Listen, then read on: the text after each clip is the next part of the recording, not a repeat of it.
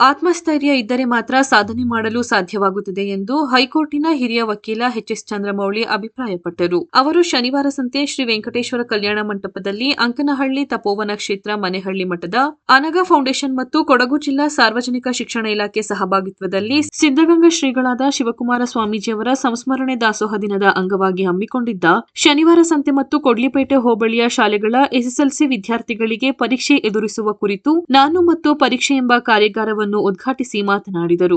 ವಿದ್ಯಾರ್ಥಿಗಳಿಗೆ ಶಿಕ್ಷಣ ಕಲಿಕೆಯ ಜೊತೆಯಲ್ಲಿ ಕಷ್ಟ ನೋವಿನ ಅರಿವು ಇರಬೇಕು. ಕೀಳರಿಮೆಯನ್ನು ಬಿಟ್ಟು ಆತ್ಮವಿಶ್ವಾಸ ಮತ್ತು ಆತ್ಮಸ್ಥೈರ್ಯದ ಮನೋಭಾವನೆಯನ್ನು ಬೆಳೆಸಿಕೊಂಡರೆ ಸಾಧನೆ ಮಾಡಲು ಸಹಕಾರಿಯಾಗುತ್ತದೆ ಎಂದು ತಿಳಿಸಿದರು. ಮನೆಹಳ್ಳಿ ಮಠದ ಮಠಾಧೀಶ ಮತ್ತು ಅನಘಾ ಫೌಂಡೇಶನ್ ಅಧ್ಯಕ್ಷ ಶ್ರೀ ಮಹಾಂತ ಶಿವಲಿಂಗ ಸ್ವಾಮೀಜಿ ಕಾರ್ಯಾಗಾರದ ಕುರಿತು ಪ್ರಾಸ್ತಾವಿಕವಾಗಿ ಮಾತನಾಡಿದರು.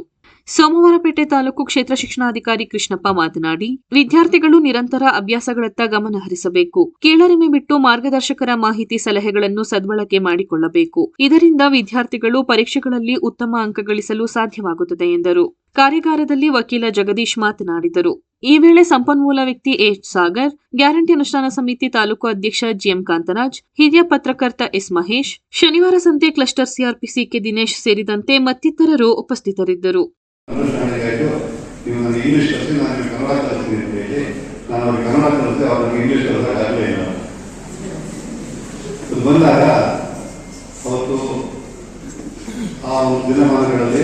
ಇಂಗ್ಲಿಷ್ ಒಂದು ಕಟ್ಟಡ ಆಗಿತ್ತು.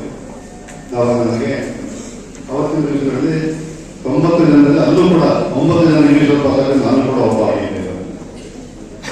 ಯಾಕೆ ನಾನು ವಿಷಯಗಳನ್ನು ಹೇಳ್ತಾ ಇದ್ದರೆ ಒಂದು ಸಂದೇಶ ಅದಕ್ಕೋಸ್ಕರ ಹೇಳ್ತಾನೆ ಅಷ್ಟೇ ಹೊತ್ತು ನನ್ನ ಬಗ್ಗೆ ನಾನೇ ಒಂದು ಅತಿಯಾದ ಉದ್ದೇಶ ಆಗಲಿಲ್ಲ. ಆಯ್ತು, ಎಲ್ಲ ಇದೆ ತರ ಒಂದು ದೊಡ್ಡ ಮಾಡೋಕ್ಕಾಗಲಿಲ್ಲ, ನಾವು ತನ್ನುವುದಕ್ಕಾಗಲ್ಲ ಅಂತ ಯಾವ್ದಾದ್ರು ನಿಮ್ಮ ಅಧಿಕಾರ ಹೇಳಿದ್ರೆ ನಾನು ಹೇಳ್ತಾ ಅವಕಾಶ ಕೊಟ್ಟು ಜಾಸ್ತಿ ಮಾತಾಡೋಕ್ಕೆ ಶ್ರಮ ಕೇಳ್ತಾ ಕಾರ್ಯಕ್ರಮದ ಬಗ್ಗೆ ಒಂದು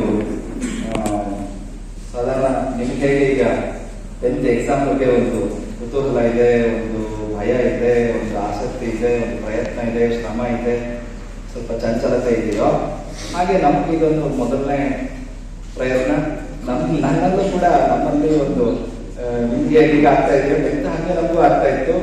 ಅದಕ್ಕೆ ನಮ್ಗೆ ಧೈರ್ಯ ತುಂಬಿದವರು ಪ್ರಥಮವಾಗಿ ಯಾರಪ್ಪ ಅಂತ ಅಂದ್ರೆ, ಇಲ್ಲ ಸ್ವಾಮೀಜಿ ನೀವು ಇದನ್ನ ಮಾಡಲೇಬೇಕು, ನಿಮ್ಮಿಂದ ಇಂತಹ ಒಂದು ಕಾರ್ಯ ಸಾಧ್ಯ ಆಗುತ್ತೆ, ನಿಮ್ಮ ಸಂಸ್ಥೆಯಿಂದ ಈ ರೀತಿಯಾದಂತಹ ಕಾರ್ಯಕ್ರಮಗಳನ್ನು ನೀವು ಮಾಡಲೇಬೇಕು ಅಂತ ಹೇಳಿ ನಮಗೆ ಧೈರ್ಯವನ್ನು ತುಂಬಿ ನಮಗೆ ಮಾರ್ಗದರ್ಶಕರಾಗಿ ಬೆನ್ನೆಲುಬಾಗಿ ನಿಂತವರು ನಮ್ಮ ಮಧ್ಯದಲ್ಲಿ ಆಸೀನರಾಗಿರ್ತಕ್ಕಂತಹ ಎಚ್.ಎಸ್. ಚಂದ್ರಮೌಳಿ ಸರ್ ಅವರು.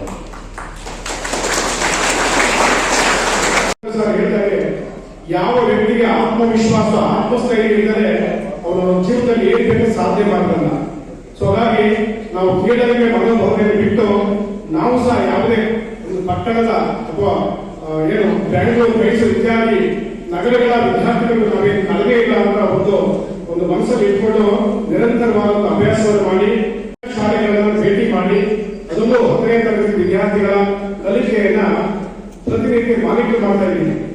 ಮೊನ್ನೆ ನಡೆದಂತಹ ಪೂರ್ವಭಾವಿ ಪರೀಕ್ಷೆಯಲ್ಲಿ ಮಕ್ಕಳ ಒಂದು ಸಾಧನೆಯನ್ನ ಪರೀಕ್ಷೆ ಮಾಡಲಾಗಿ ಕೆಲವು ಕಡಿಮೆ ಫಲಿತಾಂಶ ಬಂದಂತಹ ಮುಖ್ಯ ಶಿಕ್ಷಕರನ್ನ ದೂರವಾಣಿ ಮೂಲಕ ನಾನು ಸಂಪರ್ಕ ಮಾಡಿ ಯಾಕೆ ರಿಸಲ್ಟ್ ಕಮ್ಮಿ ಆಯಿತು, ಏನಾಯಿತು ಅದ್ರ ಬಗ್ಗೆ ನೀವು ಫಾಲೋಅಪ್ ಮಾಡಬೇಕು ಅಂತ ಹೇಳಿ ನಾನು ಫಾಲೋಅಪ್ ಮಾಡ್ತಾ ಇದ್ದೀನಿ.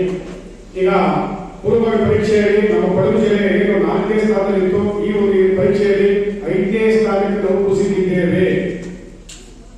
ನನಗೆ ಬಹಳ ಬೇಸರ ಆಯಿತು. ಏನೇ ಆಗಲಿ ಬೇಸರ ಇದೆ. ಇನ್ನೂ ನಮಗೆ 2 ಪೂರ್ವಭಾವಿ ಪರೀಕ್ಷೆ ಇದೆ. ನಿಮಗೆಲ್ಲ ಒಂದು ಮಾಕ್ ಟೆಸ್ಟ್ ಇದ್ದಾಗೆ ನಿರಂತರವಾದ ಅಭ್ಯಾಸವನ್ನು ಮಾಡಬೇಕು. ಇದು ನೋಡಿ ವಿದ್ಯೆ ಯಾರು ಸೊತ್ತು ಅಂತ ಹೇಳಿದ್ರೆ ಆಸ್ತಿಯನ್ನು ಮಾರಾಟ ಮಾಡಿ ಎಲ್ಲಿ ಬೇಕಾದ್ರೂ ಹೋಗ್ಬೋದು, ಆದರೆ ಮಕ್ಕಳನ್ನೇ ಆಸ್ತಿವಂತ ಮಾಡಿದ್ರೆ ಇವತ್ತು ಅವರ ಜೀವನದಲ್ಲಿ ಏನ್ ಬೇಕಾದ್ರೂ ಆಗಲಿಕ್ಕೆ ಅವಕಾಶ ಇದೆ.